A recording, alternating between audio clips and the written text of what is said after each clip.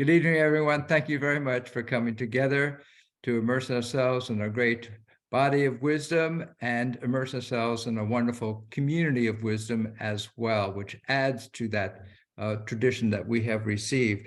We're in Parshat Mishpatim, which is in the book of Exodus, the very start of chapter 21. We'll read through our English translation. I'll share with you a bit of a focus study regarding our Torah portion, then we'll open it up for our collective conversation about it. If you'd like to go ahead and unmute at this time, together we can recite our blessing, giving thanks for being in this moment together. Baruch atah Adonai Eloheinu melech haolam asher kitshanu mitzvotav v'tzivanu la'asot divrei Torah. Thank you, God, for this opportunity to immerse ourselves in deeds and wonderful body of literature and a wonderful community of Torah. I will share with you the opening verses, and then I'll invite others to have an opportunity to read as well. These are the rules that you shall set before them. When you acquire a Hebrew slave, he shall serve 6 years. In the 7th year, he shall go free without payment. If he became single, he shall leave single. If he had a wife, his wife shall leave with him. If his master gave him a wife, and she has borne him children, the wife and her children shall belong to the master, and he shall leave alone. But if the slave declares, I love my master and my wife and children, I do not wish to go free, his master shall take him before God. He shall be brought to the door or the doorpost, and his master shall pierce his ear with an awl, and he shall then remain his slave for life. We're now at verse 7 of chapter 21. Sherry, would you like to read a little bit? Thank you, Rabbi. When a man sells his daughter as a slave, she shall not be free as male slaves are. If she proves to be displeasing to her master, who designated her for himself, he must let her be redeemed. He shall not have the right to sell her to outsiders, since he broke faith with her.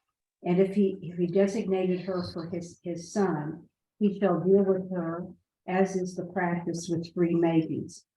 If he marries another, he must not withhold from this one her food, clothing, or her conjunctural rights. If he fails her in these ways, she shall go free without payment. Thank you. Steve, do you want to read a little bit there at verse 12? Okay, thank you.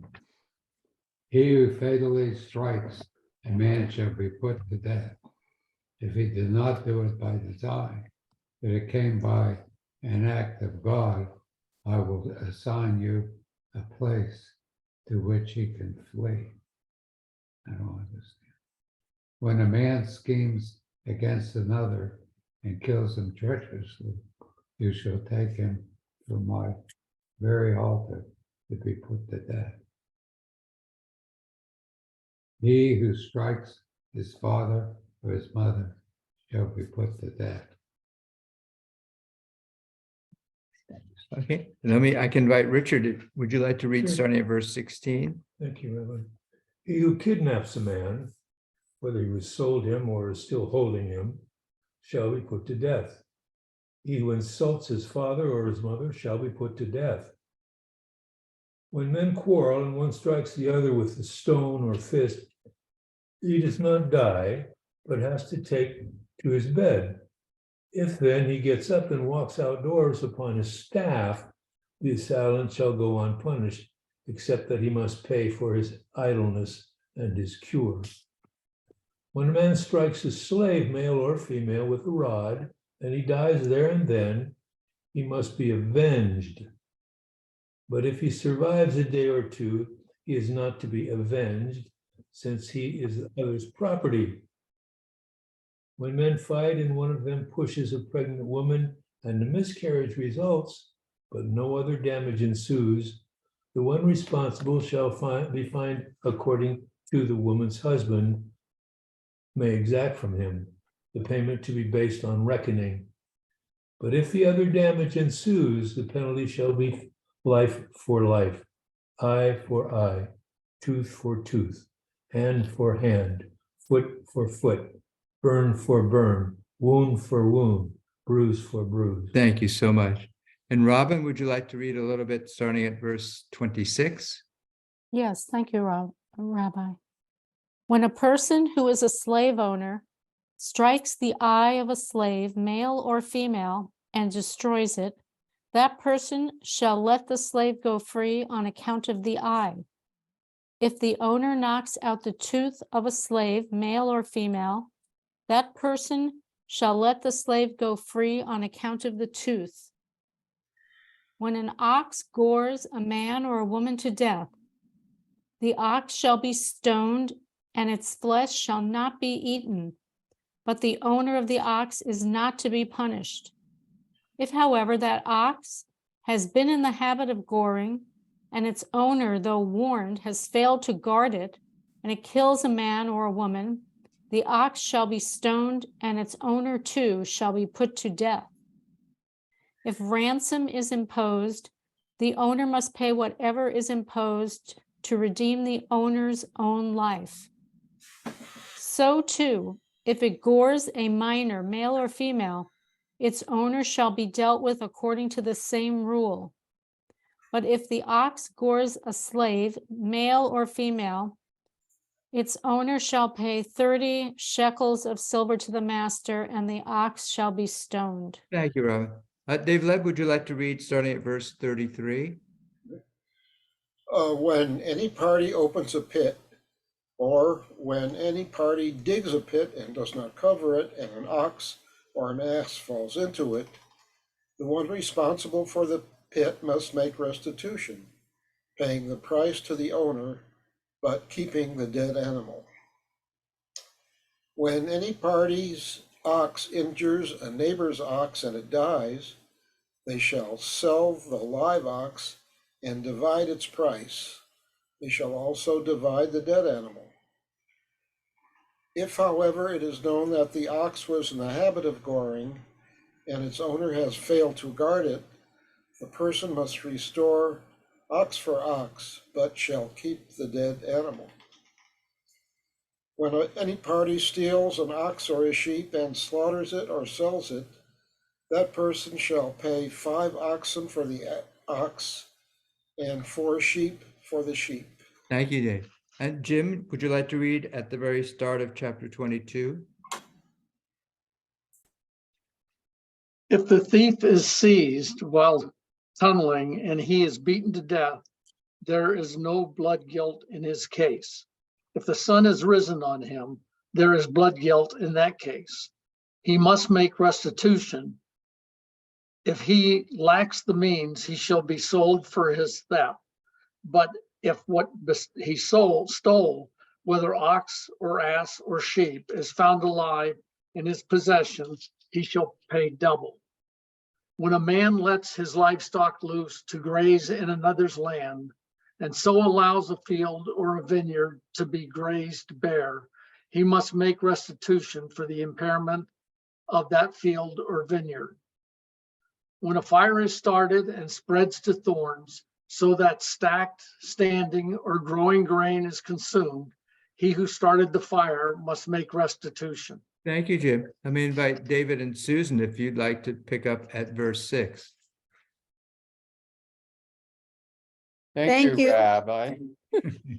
Should a man give his fellow man money or goods for safekeeping, and they are stolen from the man's house, if the thief is found, he shall pay double. If the thief is not found, the owner of the house shall approach the gods to swear that he has not laid hands on his fellow man's effects. In every matter of breach of trust, for an ox, for a donkey, for a sheep, for a cloak, for every loss about which one may say, this is it, the matter of both shall come before the gods. He whom the gods find guilty shall pay double to his fellow man. If a man will give an ass or an ox or a sheep or any animal to his neighbor to watch, and it dies or is injured or is seized, no one seeing, An oath of Yud-Heh-Vav-Heh shall be between the two of them, that he has not put out his hand into the neighbor's property, and its owner shall take it, and he shall not pay. And if it will be stolen from him, he shall pay its owner. If it will be torn, he shall bring it in witness. He shall not pay for the torn one. And if a man will ask it of his neighbor, and it is injured or dies, its owner not being with it, he shall pay. If its owner is with it, he shall not pay. If it was hired, he has its hire coming to him. And Yes, go ahead. Well, let me invite Martin now to take over at verse 15, if you'd like.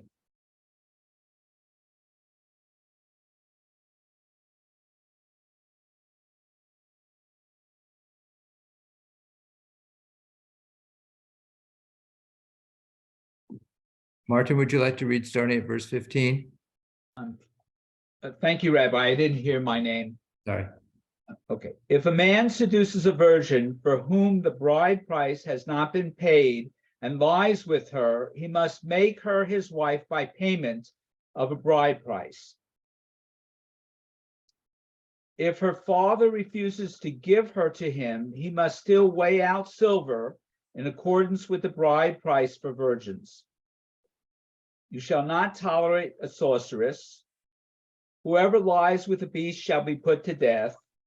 Whoever sacrifices to a god other than the Lord alone shall be proscribed. You shall not wrong a stranger or oppress him, for you were strangers in the land of Egypt. You shall not ill-treat any widow or orphan. If you do mistreat them, I will heed their outcry as soon as they cry out to me. And my anger shall blaze forth, and I will put you to the sword, and your own wives shall become widows, and your children orphans. If you lend money to my people, to the poor among you, do not act toward them as a creditor. Exact no interest from them.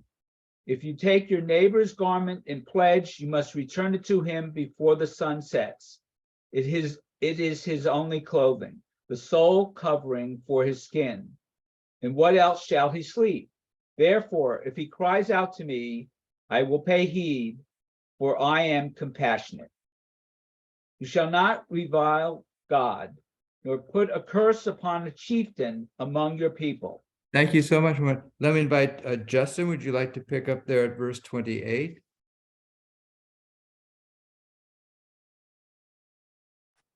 Thank you, Rabbi. Your fullness offering and your heave offering you shall not delay. The firstborn of your sons you shall give me. So shall you do with your cattle and with your sheep. 7 days it will be with its mother. On the 8th day you may give it to me. And you shall be holy people to me, and flesh torn in the field you shall not eat. You shall throw it to the dogs. Why don't you continue just for a little bit more? Thank you, Rabbi. You shall not accept false report. Do not place your hand with a wicked person to be a false witness. You shall not follow the majority for evil.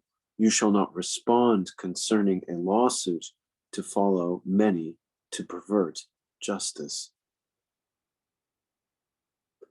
Neither shall you glorify a poor man in his lawsuit. If you come upon your enemy's bull or his stray donkey, you shall surely return it to him. If you see your enemy's donkey lying under its burden, would you refrain from helping him? You shall surely help along with him. Thank you so much. And let me invite Robert, if you'd like to continue there at verse 6. Yes, thank you. Keep thou far from a false matter, and the innocent and righteous slay thou not, for I will not justify the wicked. And thou shalt take no gift, for the gift blindeth the wise, and perverteth the words of the righteous. Also thou shalt not oppress a stranger, for ye know the heart of a stranger, for ye know the heart of a stranger, seeing ye were strangers in the land of Egypt. And 6 years thou shalt sow thy land, and shalt gather in the fruits thereof. But the 7th year thou shalt let it rest and lie still, that the poor of thy people may eat, and what they leave the beasts of the field shall eat. In like manner thou shalt deal with thy vineyard and with thy olive yard. 6 days thou shalt do thy work, and on the 7th day thou shalt rest, that thine ox and thine ass may rest, and the son of thy handmaid and the stranger may be refreshed. And in all things that I have said unto you, be circumspect, and make no mention of the name of other gods, neither let it be heard out of thy mouth. Thank you so much, Robert. Let me invite Rose. Would you like to read a little bit, starting at verse 14? Okay. Thank you, Rabbi. 3 times a year you shall hold a festival for me. You shall observe the feast of unleavened bread, eating unleavened bread for 7 days, as I have commanded you, at the set time in the month of Abib. For in it you went forth from Egypt, and then shall appear before me empty-handed. In the feast of the harvest of the first fruits of your work, of what you sow in the fields, in the feast of ingathering at the end of the year, when you gather in the results of your work from the field. 3 times a year, all your males shall appear before the sovereign Hashem. You shall not offer the blood of my sacrifice with anything leavened, and the fat of my festal offering shall not be left lying until morning. The choice first fruits of your soil you shall bring to the house of your God, Hashem. You shall not boil a kid in its mother's milk. Thank you so much, Ruth. Let me invite Catherine. Would you like to read a little bit there at verse 20? Thank you, Rabbi. I am sending an angel before you to guard you on the way and to bring you to the place that I have made ready.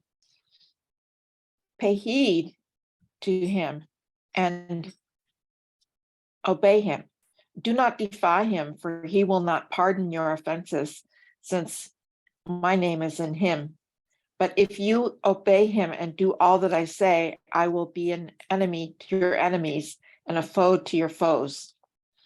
When my angel goes before you and brings you to the Amorites, the Hittites, the Perizzites, the Canaanites, the Hivites, and the Jebusites, and follow their practices. I'm sorry, Jebusites, and I annihilate them. You shall not bow down to their gods and worship or follow their practices, but shall tear them down and smash their pillars to bits. You shall serve the Lord your God, and he will bless your bread and your water, and I will remove sickness from your midst. No women in your land shall miscarry or be barren. I will let you enjoy the full count of your days. Thank you so much, Catherine. Mark Thompson, would you like to read a little bit, starting at verse 27? Yes, thank you, Rabbi. I will send forth my terror before you, and I will throw into panic all the people among whom you come, and I will make all your enemies turn tail before you. I will send a plague ahead of you, and I shall drive out before you the Hivites, the Canaanites, and the Hittites. I will not drive them out before you in a single year, lest the land become desolate and the wild beasts multiply to your hurt. I will drive them out before you little by little, until you have increased and possessed the land. I will set your borders from the Sea of Reeds to the Sea of Philistia, and from the wilderness to the Euphrates. For I will deliver the inhabitants of the land into your hands, and you will drive them out before you. You shall make no covenant with them and their gods. They shall not remain in your land, lest they cause you to sin against me. For you will serve their gods, and I will prove a snare to you. And it will prove a snare to you. Thank you. Thank you. Yeah. And Jay, would you like to read at the very start of chapter 24 for some verses? Yes. Thank you, Rabbi. Then he said to Moshe, come up to Yud-Heh-Vav-Heh with Aaron, Nadab, and Abihu, and 70 elders of Israel, and bow low from afar. Moshe alone shall come near Yud-Heh-Vav-Heh, but the others shall not come near, nor shall the people come up with him. Moshe went and repeated to the people all the commands of Yud-Heh-Vav-Heh and all the rules, and all the people answered with one voice, saying, all the things that the Lord has commanded we will do. Moshe then wrote down all the commands of Adonai. Early in the morning, he set up an altar at the foot of the mountain with 12 pillars for the 12 tribes of Israel. He designated some young men among the Israelites, and they offered burnt offerings and sacrificed bulls as offerings of well-being to Adonai. Moses took one part of the blood and put it in basins, and the other part of the blood he dashed against the altar. And he took the record of the covenant and read it aloud to all the people, and they said, all that Adonai has spoken we will faithfully do. Moses took the blood and dashed it on the people and said, this is the blood of the covenant that the Lord now makes with you concerning all these commands. Continue. Yes, please. Then Moshe, Aaron, Nadab, and Abihu, and 70 elders of Israel ascended, and they saw the God of Israel. Under his feet there was a likeness of a pavement of sapphire, like the very sky for purity. Yet he did not raise his hand against the leaders of the Israelites.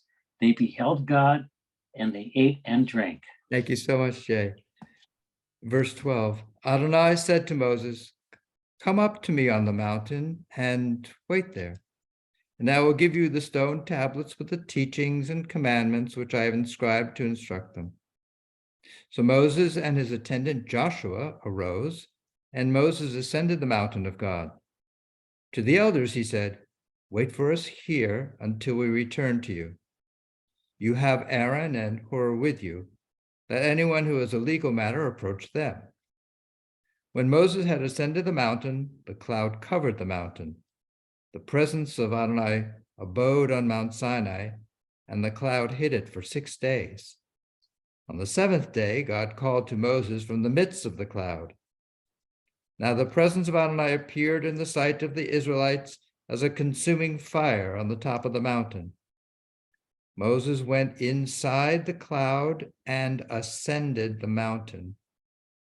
And Moses remained on the mountain 40 days and 40 nights.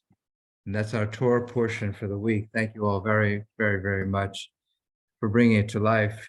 If you have a copy of the study sheet, I'd like to invite you to take it out now, and I'd like to share with you a little bit of a focused study about this week's Torah portion. And then afterwards, we'll open it up for our collective conversation about it. As I was studying this week's Torah portion this year, one of the things I was struck by was this whole moment at Mount Sinai is a very destabilizing moment. When we read Parshat Yitro, we read about how there's fire and there was smoke. The mountain was trembling, the people were trembling, and we read how the people saw the sounds of the shofar. They saw the sounds of thunder. And so this sense that there's the ground itself is shaking, the people themselves are shaking. They have this reversal of senses where they are seeing sounds, and they have this experience of being thrust back by this strong pressure that seems to descend from the heavens.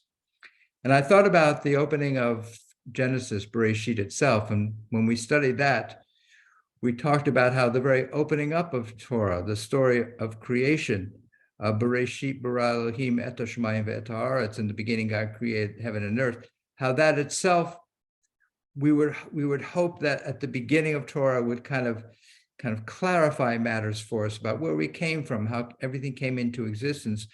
And instead, we recognized how the grammar itself, there's something destabilizing about the grammar itself in the very opening up of Torah, and that is meant to, rather than give us a firm foundation from which to proceed forward, instead it provides us with a very shaky foundation. So there's something about these two experiences, the creation story, and now in a sense, a different kind of creation story, that of the creation, the birth of a nation at Mount Sinai, is equally full of all kinds of destabilizing images.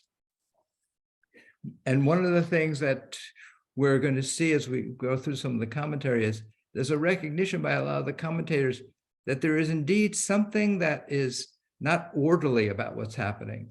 There's something that is out of order, that is disordered, that is full of disorientation rather than orientation.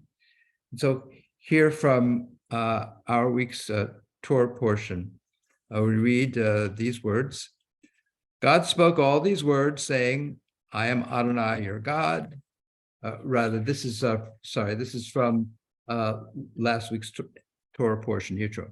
God spoke all these words saying, I am Adonai, your God. You shall not make, you shall not swear falsely. Remember the Sabbath. Honor your father and mother. I mean, these are the words that we consider to be, or what tradition eventually calls the Ten Commandments. And then in this week's Torah portion, after this moment of the giving of what's called the Ten Commandments, we have these words, which we find 4 chapters later in the portion that we read today. Moses took the record of the covenant and read it aloud to the people. And they said, all that God has said, we shall do, and we shall hear. Then God said, come up to me on the mountain. And Rashi, our medieval commentator, says this very radical thing. He says, this passage, Exodus chapter 24, verses 1 through 12, that was actually said before the Ten Commandments. Rashi is saying, what you're reading is not something that is the chronological order in which things actually happened. What you're reading this week is actually a bit of a narrative of something that happened before the events of the giving the Ten Commandments. So Rashi, in a sense, is on the one hand acknowledging that this event is so disorienting, so disruptive, that the narrative itself is not even in the order in which things actually happened. So that just gives us and adds to the sense of how upsetting, how turning over of things is this moment at Mount Sinai. We're going to pursue this a little bit more about what does it mean that things are out of order, that things are being turned upside down, that things are destabilizing. But first, I just want to focus a little bit more on what Rashi is saying here, that this reading of the covenant happened before the actual moment of revelation at Mount Sinai. And what Rashi is hinting at is now going to be picked up by, in number 2, by one of the early Hasidic rabbis, Kalonymus Kalman Halevi Epstein, whose work was eventually compiled into a work called Me'or Hashemesh, which means light and sun. And it was compiled eventually late in his life by his son. And here's what Kalonymus Kalman Halevi Epstein, who was lived about 1753 to 1825. So he's going to kind of comment and expand upon what Rashi is hinting at here. He says, how can the moment of arrival in the wilderness, a moment before Torah was given, serve as a paradigm of the eternal freshness of the words of Torah? Before the process of revelation begins, there is a spontaneous understanding that their relation to law has been inadequate. There is a resolve to imbue old forms with new meanings as the expression of God's will. They realize they have done nothing, for all was habit and convention. What Me'or Hashemesh and Rashi, centuries before him, were hinting at is that what is happening here in chapter 24 with Moses taking the record of the covenant and reading it out loud to the people, he is reading to them events from the moment of creation all the way up to their arriving at Mount Sinai, the whole story of their journey and of their ancestors. And what Kalonymus Kalman Halevi Epstein is hinting at is that when they hear that, they sense that it's not enough what we have been doing, that what we have been doing has been a matter of rote, routine, and has not propelled us forward enough in our own development. And that the Israelites are then seeking something innovative, something that will revitalize them, something that will take them in a new direction, that will revive their traditions and their heritage so that they can be a revived people.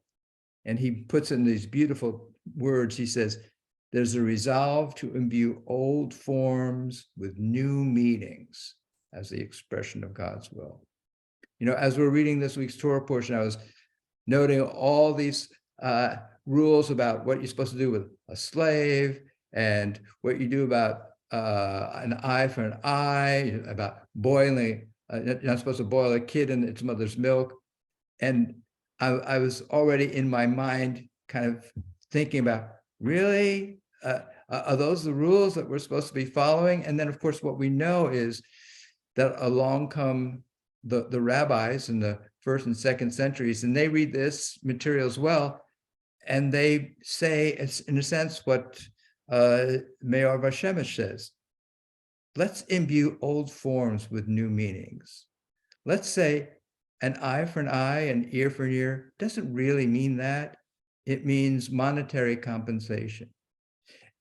Boil a kid in the milk of its mother. Maybe what that's meaning is that somehow we shouldn't be eating meat and milk together. Maybe we need to have a space of time between eating meat before we drink some milk. And they begin to revise a lot of these rules that we're seeing here that we no longer literally enact, but we have developed through Talmud and Midrash and other commentaries and responsive literature. We begin to constantly imbue some new life into these old forms. So that's one aspect of what we're reading. If you turn over on the back of the study sheet, Aviva Zollenberg, in her book, The Particulars of Rapture, picks up on what Me'or Hashemesh says, and says it's quite succinctly and beautifully, as she is wont to do in her beautiful writing. And she writes, the new era dawns, therefore, before the Torah is given. The Torah comes to answer a human readiness for a revisioning of culture. God as transformative presence comes, commanding from outside, but the desire for God comes from within human consciousness. Aviva Zornberg is now making even clearer that what's happening is there's a hunger among the people for something transformative. And in response to that, we have this appearance of God, who then puts it in some kind of articulation and direction and instruction. Let's just follow this notion about, I want to pursue this notion about this confusion and disorientation that's happening here in this moment. So in number 4, we have verses that are very close to one another from what we read tonight. The first, all the people answered with one voice, saying, all the words that God has spoken, we will do. Moses then wrote down all the words of God. So here's one thing that interests me. Well, let me read the second, and then we'll go over what interests me about the comparison of these two. And the second verse, then Moses took the record of the covenant and read it aloud to the people, and they said, all that God has spoken, we shall do and we shall hear. There are several things between these two verses that are similar and also quite distinct. In the first one, it says all the people answered with one voice. It doesn't say with one voice in the second reading. And in the first one, the people say, all the words that God has spoken, we will do. Moses then writes that down. In the second one, Moses is reading, and then all the people say, all that God has spoken, we shall do, and we shall hear. That phrase, we shall hear, doesn't appear in the first reading. So something is going on in the second reading. We shall do, and then something else, we shall hear. And that notion about we shall hear seems to indicate that it's not just, they're not just going to be doing something, but they're going to be hearing more, that there's going to be an expansion about what God has already said, that their doing something is going to perhaps expand their hearing capacity of how they're supposed to be doing things. And it's interesting that in this second one, which denotes an expansion of possibilities, in a sense, the human capacity to hear more than has already been said, is provoked by Moses reading something.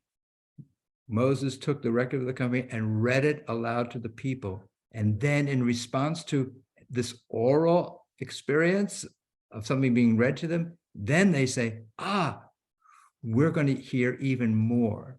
In the first one, the people are responding to words that God has spoken, and Moses writes them down. So what God has spoken, that he writes down. But in the second one, it seems this human initiative is going to expand possibilities. Again, and in our tradition, a lot of the commentary points out the fact that the second set of verses that we read does not include that phrase with one voice. The people responded with one voice.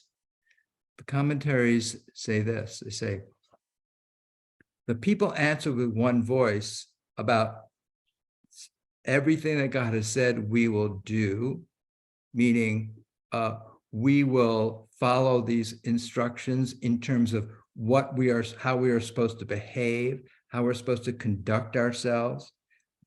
The reason the one with one voice doesn't appear in the second one is because the commentaries say, all that God has spoken we shall do and we shall hear, meaning we should have unanimity when it comes to how we're supposed to behave, how we're supposed to do things.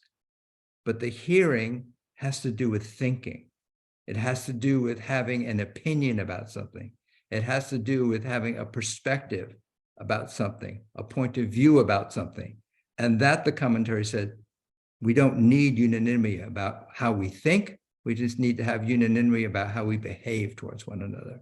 So there's that distinction. Then in number 5 and number 6, I'm going to draw a close to my comments so we can open up for our conversation.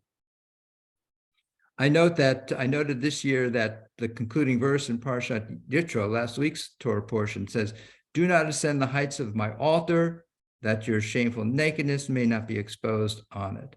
Well, on the one hand, that may be talking about how the ritual practices of taking an offering up onto an altar are to be conducted. But I'm also intrigued by that is the lead in to this week's Torah portion about various kinds of rules.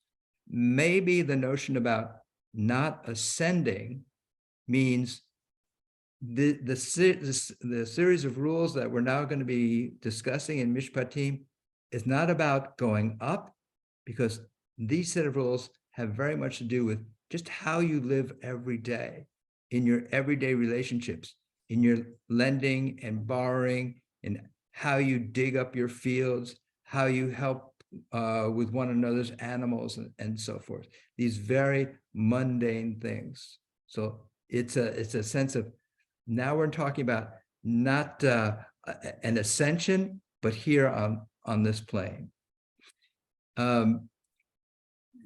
And so the final point I'd like to share with you that occurred to me this year, when all these rules that are in Mishpatim, well, I'll share with you just the opening excerpts from it. "These are the rules that you shall set before them. If you acquire a slave, one who fatally strikes a person, when people fight, when an ox gores, when a person creates an open pit, when a person lets their livestock loose, one whose fire destroys another's grain, when one lends something to another, when one borrows an animal." I thought about this and I thought, this is so mundane, about digging a pit, about borrowing an animal, about making sure that if you set a fire and you accidentally cause your neighbor's grain to burn, if you let your livestock loose, such mundane things. And in contrast to what we read in Yitro, which seemed to be such a grand operatic moment, and that compared to what we were reading today, it seemed to be such a contrast. And I thought about this. I thought this high moment of Parshat Yitro, with the mountain and the fire and the smoke and the pyrotechnics and everything that's happening there. And then all of a sudden, then we switch to that scene closes. The stage crew comes out, they take away the mountain, they get rid of the pyrotechnics and everything and the smoke, and they clear that off the stage. And then the curtains open back up. And the very next scene is, if you dig a pit, if you borrow money, if you lend money, if you take someone's cloak when they're doing some work for you, and that, which world would you rather live in? Which scene do you want to see again? Do you want to see the pyrotechnics of Parshat Yitro, or do you want to see all this mundane stuff in Mishpatim? I thought, what is going on here? And this notion about high and low, operatic and prosaic, it got me to thinking about high and low, up and down. And I thought of a ladder. And of course, there are stories of ladders in our Torah. I thought of a staircase. And that took me to the classic optical illusion of Schroeder's staircase, which is a 19th century optical illusion, where depending upon how you look at this staircase, it either looks like a series of steps going up or a series of steps that are going down. And a couple of years ago, at an international optical illusion contest, a Japanese mathematician called Kichi Sugihara created a three-dimensional model of Schroeder's staircase. And what he did was he made it a three-dimensional piece, and he put it on a turntable, and then he took a little chess piece and he put it at what appeared to be the top of the staircase, and then he spun the turntable 180 degrees. And after he spun it 180 degrees, that chess piece that he put at the top was at the bottom. And then he spun it again, and what appeared to be at the top, at the bottom of the staircase, when he spun it 180 degrees, it was back up at the top. What's happening here? So he then took, in this video, if you've had a chance to see it, he takes the three-dimensional piece that he's created, and he shows that the legs of the staircase are actually the same height, and that what appears to be an up and down relationship is merely an optical illusion, that everything is happening on a horizontal plane. So here is an article about that from the Smithsonian Magazine. Because the image lacks any indication of depth, your brain can interpret it, meaning Schroeder's staircase, in two ways: either a staircase going up from the ground or a staircase coming down from the ceiling. In the 2020 winning illusion, a small cone placed at the apparent top of the staircase can reach the bottom without taking a single step. The staircase just has to be spun 180 degrees. When Sugihara shows the illusion from new perspectives, he reveals that the staircase is actually a horizontal platform. Its legs are the same height. So I'm now playing with this notion about maybe this distinction of the height and the operatic grandness of what's happening in Yitro, and the low-lying, mundane aspects of what's happening in Mishpatim. There's not really an up and down here. It's all happening on the same plane. They're all equal. So if you look at this painting on the front side by Vasily Kandinsky, a great Russian artist who is really one of the champions of modern art. It's fascinating because what Kandinsky did was Kandinsky took geometric forms, lines, and colors that are traditionally used to describe the outside world. And he used them instead to describe a different dimension, and that of the inner life. So here you have circles, a series of circles across the top. You have this curve feature in the middle. You have both on the right and on the left borders, these biomorphic beings. And then if you notice here on the right-hand side, what looks to be a staircase. And I think that Kandinsky meant that staircase to be an allusion to Schroeder's staircase. Because here what Kandinsky is showing in his painting is, this is all about life. The circles to Kandinsky represent a sense of perfection, and it's perfection that's happening not on a series of planes, but on one plane. And the curve in the middle is representing the beginnings of new possibilities, the beginnings, if you will, of a circle. And the biomorphic figures on the left and the right-hand side representing new life that's coming into being. And therefore the staircase, I want to suggest, means to Kandinsky what it meant to Sugihara in 2020, which is, it's not a matter of up and down. It's a matter of understanding that the value of worshiping God and helping, paying for your neighbor's donkey that you may have injured, one's not higher than the other. It's all on the same level.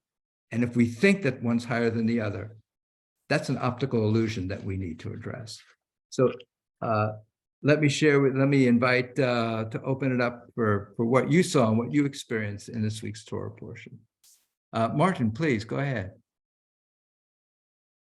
Thank you, Rabbi. So to me, it seems like Mishpatim was inserted, that it doesn't logically go where it is. The question is, why was it inserted? And the way I make sense of it is that the Israelites were recently released slaves. Before they released, they had to follow the rules of Pharaoh. What this is saying, now that you're a free people, you don't have to follow Pharaoh. you can follow your own God's rules that hopefully you're going to be comfortable with. So in a way, God is replacing Pharaoh in Mishpatim. The thing that's most fascinating to me is that Exodus is a story of the freedom of the Israelites. And in Exodus, they make it very clear explicitly that slavery actually can be condoned. But you have to follow certain rules. Now, we know that this is a very antiquated text. And one of the big challenges I have in following any of this is how much of this is relevant to us today. Because after all, we know that most of the Torah, a good deal of our ethical tradition, has been absorbed by Western civilization. So it's very familiar to us in some sense because it's derived from the Torah. But then you have some things here that are completely opposite of what we currently believe. What sense does a religious person make of these passages? So I want to bring in everyone who would like to say something. And one comment I'll have is, I'm in the middle right now of a 7-year process of reading all the Talmud. And the Talmud picks up on all of these details. And what the enterprise of the Talmud is in a sense what Mayor Bashemesh has said, which is if we're going to move forward, then we can't just keep doing what we've been doing. We have to imbue the old form with new meanings. And that's what in a sense, the enterprise of the Talmud was about, which was some of this really can't mean what it says because living that way would be impossible. The rabbis negotiate in a sense between what the seeming eternal and the necessary temporal. That which seems to be everlasting and unchanging has to somehow be negotiated with the fact that things are ever changing and ever dying and ever being reborn. And we need to negotiate between the timeless and the timely, something like that. So those are the debates that drive forward, as you've just presented the Talmud. So let me call upon Robert and then Jay. Thank you again for another lovely evening and all the great comments that I will follow as well as the ones we've had. So when I hear the counterpoint, if you will, of these two sections, what I see in the first one is vision. Here's the mountain. What we read tonight is here's how you climb it. That's the hard work. And I also, with law, there's reward and punishment. One begets hope, the other begets fear. And the last thing I want to say is that, I was thinking as you were talking, I suspect what Moses gave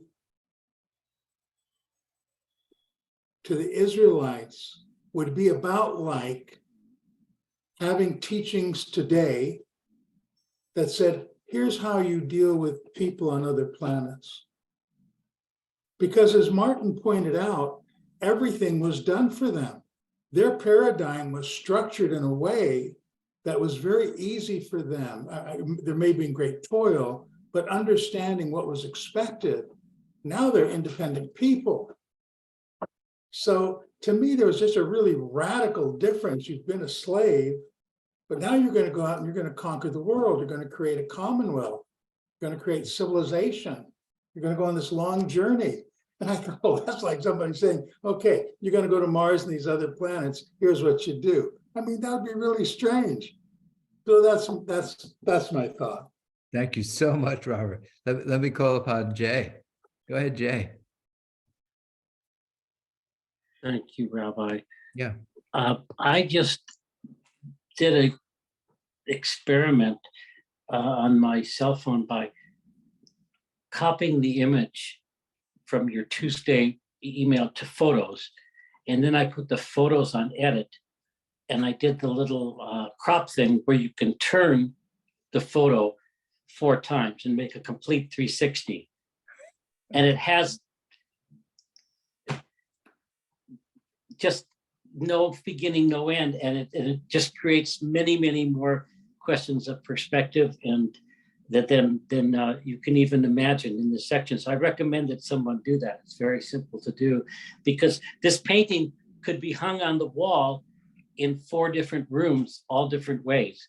And it appears different in each setting.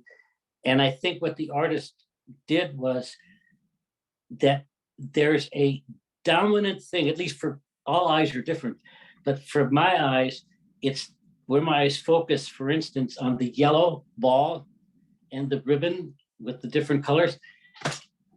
That takes the thing on a whole perspective. That's all I'm going to say. Words, I will listen now and hear.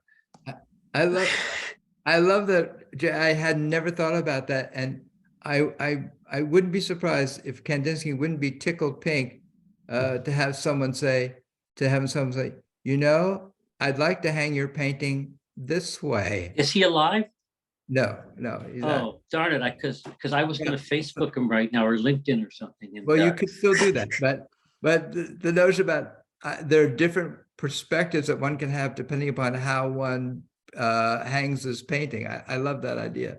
Let me call upon Dave. Dave Leb, yeah. Okay, I was looking at number 4 on your study sheet. God has spoken, we shall do, and we shall hear. And it seems to me the word hear and the word understand have elements of each within each word. Mm-hmm. So maybe what he's saying is we will do things first. We may not understand what we're doing now, but later on, understanding will come. Although we might understand it right now. That's lovely. And you got me to look back at the English translation that at least is in my edition. And the English translation here says, all that God has spoken, we will faithfully do, which is a very different rendering than what the literal Hebrew would give you, which is this notion about we shall do and we shall hear. So thank you for pointing that out. And Mark Thompson. Thank you, Rabbi. Well, a couple of things to say. First, I'm going to get to the Kandinsky in a second, but first I wanted to mention that I wanted to talk a little bit about this notion of mundane that you talked about, these low-lying rules and instructions. And I have to admit that I have been binge watching the Yellowstone series. I don't know if anybody else has been watching it, and the prequels to it. And as we're reading all of these laws and restrictions, I'm thinking this is exactly what the settlers had to go through as they were settling the frontiers. I mean, this was just basic nitty-gritty stuff that they had to get through, these basic laws. So they were very fitting, and it wasn't too long ago. So I get what you're saying, that there was both the high level, the elevated, and the low level, which really still pertains today. The second thing is that being musically inclined, when I looked at the Kandinsky painting, and by the way, I remember that wonderful day we had in New York and we saw the Kandinsky exhibit. Mm. Well, when I look at that painting, I see that curved figure and I see a treble clef. And then I see sort of like a cacophony of sound, this percussive element about the painting. And I'm thinking, doesn't this fit with "and we shall hear"? That's really nice. And thank you for reminding us about Kandinsky and synesthesia and how he experienced a paintbrush as a musical instrument, and he would hear sounds from the colors. And he said that I heard the colors hissing and making sounds from out of my paint box. So yeah, Yeah, cool. So Let me thank ask, you. let me ask a question about that painting while we're talking about it. In the upper right-hand side, there are the 3 circles. Yeah, Is that part of the painting? Yeah. Because it kind of Yeah. reminds me of a lens of a camera, a small camera, mhm. on the left-hand side also, so. Thank you, thank you, thank you for pointing that out. Yeah, thank you, Dave. And let me ask Catherine, please share with us. Okay, this is not nearly as eloquent as what was just said, but when I look at the painting, I'm looking at the dark lines. And together they seem to create this sense of an impediment, an impediment to the enjoyment of the other parts of the painting. And I'm thinking about what that impediment might mean in terms of the Parsha, and that before we get there, before we get the tablets, we have to get through some kind of impediment. Nice. I had never seen it that way. What you're suggesting is these circles that he has in the background, the yellow, the turquoise, the purple, the orange, and all that. Those seem to represent to Kandinsky this sense of harmony and balance and perfection. And so what you're suggesting is that there's a lot of stuff to get through to reach that Yes. ideal of harmony and balance and perfection. So that's very nice. So let me pull together just by reminding us of what God says to Moses, his primary instruction to Moses, which is, come up to me on the mountain and be there. And so a lot of the commentators, they look at that and they said, that sounds redundant. If you say, come up to the mountain, why do you need to say, and be there? Because where else would Moses be other than on the mountain? And because the notion that there's no such a thing as redundancy in Torah, there has to be some additional meaning there with those words, and be there. And so that line of commentary is basically saying, yes, come up to the mountain, and to be there with me on the mountain. What it means to be on the mountain with me means you're being there. That's what it means. That's what the goal is. That's what the primary directive, in a sense, is. And that's what the Hebrew says. The Hebrew says, be there, just be. And so this notion of, if we're going to live in accordance with Torah, what that really is about is a sense of harmony and presence and non-anxiousness, and a sense that I don't need to covet anything because I'm here and I'm in the presence of everything and all there is. And I am now fine and at peace. So this title for this week's Torah portion, Back Down, or is it Up to Earth, is not just meant to convey a sense of direction, of trajectory, whether you're going up or down, but also something about responsibility. That to say it's up to earth means it's now our job to make sense of this, when you do a strategic planning, those who have engaged in such a thing, you start off with values. You say, what are our primary values? What are our great aspirations? What is it that really motivates us to want to do anything? And then once you've settled on that, then finally you drill down to specific tasks that you're supposed to do that are both reflective of those values and are manifesting those values and are expanding those values in the world. And I think maybe that's what's happening here too. The Yitro is like this sense of that's the value setting stage of things. And then we get down to the tasks such as, hey, if you dig a pit, make sure you cover it Because if an animal slips in a pit that you've dug, well, you got to pay for that. You got to pay for that animal. So the quotidian nature of what Mishpatim is now sharing with us has to do, there's a direct line between that and the grand value operatic moment at Sinai.